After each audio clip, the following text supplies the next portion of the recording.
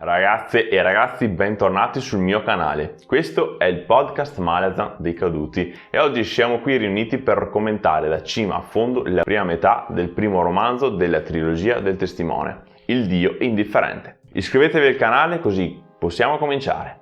Grazie.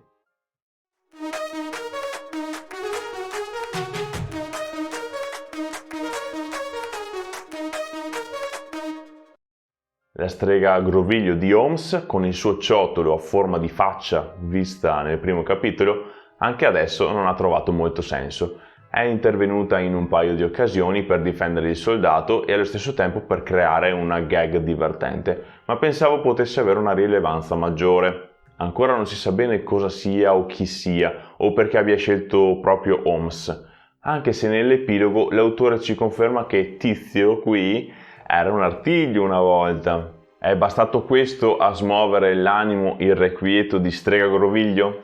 Ma forse ne sapremo di più nei prossimi libri. L'ipotesi che si tratti dell'Eresal sembra essere caduta nel vuoto. Passiamo oltre e qui devo farvi una confessione. Iniziando questo libro non ho potuto fare a meno di focalizzarlo inconsciamente come un proseguimento della saga principale e solo dopo mi sono accorto che questo può essere stato un errore. Erikson giustamente l'ha pensata come una trilogia a parte, che sì è un sequel del Main Ten, ma comunque una saga a sé stante. Perciò quando sono apparsi tutti quei fanti di Marina mai visti ho fatto fatica a distinguerli perché si accavallavano uno sull'altro in maniera troppo confusionaria. Colpa mia? Colpa dell'autore? Boh, a fine libro questo problema non sussiste più, perciò è andato tutto liscio. Fin da subito emerge tra gli altri il personaggio di Acqua Cheta, già dalla missione all'interno della tomba Edur. A lettura ultimata si nota quanta importanza abbia dato Steven a questa ragazza, nobile di Unta, arruolata poi nell'esercito per sfuggire ai frivoli doveri che le spettavano. Tra parentesi, conoscete qualche altro nobile di Unta che si è arruolato magari all'inizio di una saga? Esatto, ora che ci penso, questo l'accomuna a Ganos Paran, ma solo per questo perché poi la ragazza ha grandi abilità da maga e da sicaria. Per non parlare del dio a cui è devota, Cotillon, un mix esplosivo che si aggiunge a un rapporto piuttosto conflittuale che unisce i Gugi dell'ombra e un'ironia particolare a sé stante. Acqua Cheta mi è piaciuto un sacco, costruzione del personaggio top.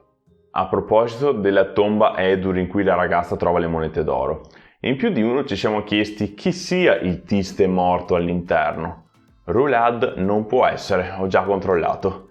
La descrizione è molto precisa, perciò spero che più avanti nella saga spunterà fuori di nuovo qualche riferimento a riguardo. L'insistenza di Erikson nel farci conoscere a fondo i Marines pensavo sfociasse in un massacro finale o almeno nella perdita di alcuni di loro. Ora, questo non è avvenuto e se da una parte mi sento deluso da tutta questa aspettativa, dall'altra mi preoccupo ancora di più pensando che ci sono altri 2 interi romanzi in cui i nostri protagonisti possono fare un orribile fine. Staremo a vedere. Quel che è certo è che con queste 3 squadre abbiamo una costante dose di ironia, di quella sana e fresca che Steven sa proporci. Allo stesso tempo però abbiamo anche un altissimo livello di umiltà, compassione, umanità e forza d'animo. Sono i soldati più teneri di cuore che l'impero Malazan abbia mai visto, con i pro e i contro della cosa. Cambiando argomento, Silgar il giovane si è dimostrato solo un espediente comico e non mi è affatto dispiaciuto. Bliss Rolly invece è l'unica dei regolari di Lago d'Argento che sia stata leggermente approfondita, perciò mi aspetto di vederla in futuro. Anche perché ha iniziato quella cosa con Spindle sporcaccioni. Vi ricordate che alla comparsa di Nilgan con una coscia di Bedarin gigante mi sono inerpicato in un discorso di animali vivi e morti eccetera eccetera? Bene, a fine libro il mistero è irrisolto poiché irrilevante. Passiamo oltre. Parliamo di Monkrat? Yes! Si presenta misteriosamente al Lago d'Argento e ancora non mi è ben chiaro il motivo. Forse qui c'è un movimento di ratti particolarmente attivo? Ma vabbè. Oltre a quello, ancora più importante è l'inserimento di questo personaggio all'interno della narrazione. Perché? Dove vuole andare a parare lo scrittore mettendolo in questo punto, facendogli fare un'entrata in scena memorabile, dedicandogli un capitolo intero e rendendolo fornitore di informazioni di altissimo interesse per il lettore? Domanda che cade nel vuoto perché il monaco dei ratti non si vede più. Lancia un avvertimento a Spindle senza motivarlo e prosegue off-screen per raggiungere il suo obiettivo, diventare un dio. In bocca al lupo, vecchio! Ovviamente mi aspetto un commento da parte vostra su questo, ditemi cosa ne pensate. Discutiamo di Damisk. Il capitolo 10 è incentrato su di lui e il suo viaggio in questo canale disabitato a causa dei Keshen Kemal. Posso tranquillamente confidarmi che i lucertoloni non mi sono mai stati troppo simpatici, ma da qui addirittura non vederli più dopo questo capitolo mi sembra esagerato, caro Steven. Le migliaia di domande che mi sono posto riguardo questa situazione, dalle lucertole alle fortezze volanti, da Damisk al dio statua incatenato, tutte queste domande sono rimaste senza alcuna risposta. E qui sorge l'interrogativo primario. Ha avuto senso mostrarmi tutto ciò? No. Mi è piaciuto, come già detto nel video a riguardo, che siamo andati a fondo nello spirito del cacciatore Damisk, andando a comprendere le motivazioni dietro le azioni che ha compiuto in passato. In pratica ha stuprato la terra di Lago d'Argento da ogni animale per anni, per poi prendersela pure con i Sanid, aprendo la strada per la loro schiavitù. Ma quello che ha fatto non è stato per odio, semplicemente si è lasciato trascinare. Prima con la caccia, ammazzando sempre più prede per sfamare se stesso e la sua gente. Era il suo lavoro, viveva per quello. Nel mentre non si è reso conto degli ingenti danni che stava procurando l'ambiente, incapace di riprendersi da un'ondata massiccia di assassini di fauna. Poi con i Sanid, e qui certamente possiamo attribuirgli maggiore responsabilità, ha seguito gli ordini o quello che per lui era l'istinto del giusto, che la cultura e la tradizione di ogni popolo imprimono negli individui che ne fanno parte. Detto questo, ora che è vecchio si è reso conto da un bel po' di ciò che ha fatto e se ne pente amaramente. Si sente in colpa anche nei confronti di Karsa. Non posso fare a meno di pensarlo visto come si comporta con il figlio. Ogni azione che fa in questo libro sembra indirizzata a tentare una redenzione dai suoi peccati. E infine va incontro alla morte con la consapevolezza di trovarvi l'eterno riposo che cerca. Comprende che è la giusta punizione per ciò che ha sbagliato in vita. Un personaggio che ho rivalutato tantissimo rispetto alla saga principale e che mi è piaciuto davvero tanto. Trova una fine straziante ma giusta. Per quanto riguarda il capitolo 15 credo di essermi espresso abbastanza nel video dedicato, ma lasciatemi dire che ancora adesso non sono per nulla soddisfatto. Non ci viene fornita una spiegazione a ciò che accade, cosa tipica in Malazan, quindi ok. Però ragazzi, fatemi capire, c'era proprio bisogno di tirare in ballo lo spirito del drago del defunto Reik? La mia personalissima risposta è un bel no. Sembra una forzatura enorme, come se Erikson abbia voluto inserire apposta un riferimento al Tistan D. Si poteva benissimo evitare, la pensate come me oppure siete tra quelli che hanno adorato la scena? L'introduzione di Valok, il Tablor poco bellicoso, è stata una buona mossa. Ci ha permesso di avere un punto di vista diverso sulla guerra in corso. Il fatto che alla fine questo personaggio sia ancora vivo mi fa ben sperare. Potremmo rivederlo e seguire di nuovo i suoi ragionamenti. Che senso avrebbe altrimenti inserirlo per farlo sparire, seppur ancora vivo? Forza Valok, siamo con te! Anche perché si tratta di un ex schiavo che è entrato in contatto con Karsa, prima fisicamente e poi mentalmente, sempre per mia personalissima opinione. Non si è ben capita questa cosa e Erikson non ha risposto alla domanda negli ultimi capitoli. Karsa ha risposto alle preghiere del guerriero o era solo la sua fantasia?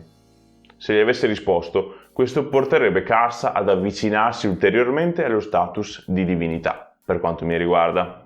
Ileid Tharos, comandante fallito? Presentato in pompa magna nel prologo, un comandante coi contropassi per essere riuscito in un'impresa impossibile, radunare i clan Tablor e le popolazioni del nord sotto la stessa bandiera per la salvezza comune. Wow! Il risultato delle sue azioni è qualcosa di inimmaginabile, di incredibile.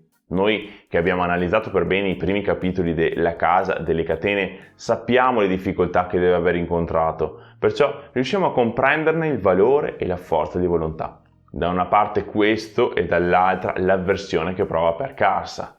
Sappiamo che l'odio di Elayde per Karsa è totale a causa della razzia che quest'ultimo ha compiuto ai danni dei suoi genitori e parenti. Probabilmente per riuscire a unificare i Teblor, Elayde ha dovuto spingere sulle differenze che lo separano da Karsa, ha dovuto far leva sull'odio che prova per lui. Questo perché ormai Karsa stava diventando sempre più l'esempio di leader negativo e le cause sono la lontananza, l'immobilità e la riluttanza a diventare una vera guida per il suo popolo. Faccio questo ragionamento perché mi sono chiesto chi mai avrebbe seguito lo sconosciuto Elayde se questi non si fosse posto come l'alternativa presente e salvifica rispetto a un Karsa lontano e indifferente? Spero di essermi spiegato, altrimenti fatemelo sapere. Sapete che mi ricorda questo Elayde? Nelle cronache del ghiaccio e del fuoco mi viene in mente il re oltre la barriera, che riesce a mettere insieme il popolo libero per cercare di salvarlo dall'arrivo degli estranei. Elayde uguale Mance Rayder. Qui invece degli estranei abbiamo un'inondazione di portata titanica, ma come paragone ci può stare, che ne dite? Anche se in effetti il pretesto iniziale per riunire tutti insieme non è stato il pericolo, tenuto segreto tra pochi fedeli, ma anzi la vendetta contro gli uomini schiavisti. Elayde finisce come gli altri, massacrato dalle mine Malazan. Essendo lui alla testa della carica è inevitabilmente finito malissimo, o almeno è molto probabile. Se non bastasse, l'onda devastante ha ucciso i pochi sopravvissuti alle munizioni, perciò lui, Karak Thord, vedova Deilis, Sonny Sagra e la ricognitrice del nodo luminoso sono tutti passati per la strada di Iskar e non li rivedremo più. Adios, Teblor. Ovviamente, per quanto riguarda Elayde, è un peccato che non ci sia più. Avrei voluto vederlo alle prese con Karsa, in un incontro faccia a faccia. Sarà per la prossima... Ah no. Chiaro che se poi me lo ritrovo di nuovo tra i piedi, mi incazzo. Non può essere sopravvissuto in nessun modo. Ehi, eccoci alla fine della prima parte del commento totale tombale. Scusate se sono saltato di qua e di là da un argomento a un altro, ma le cose da dire sono tante e infatti dovrò fare un altro video per concludere. Nel prossimo episodio parlerò di Rand, di Karsa e farò delle ipotesi sul futuro di questa trilogia. Cosa succederà, chi saranno i protagonisti e molto altro. Non mancate, iscrivetevi al canale e condividete il video. Conto su di voi. Bye bye!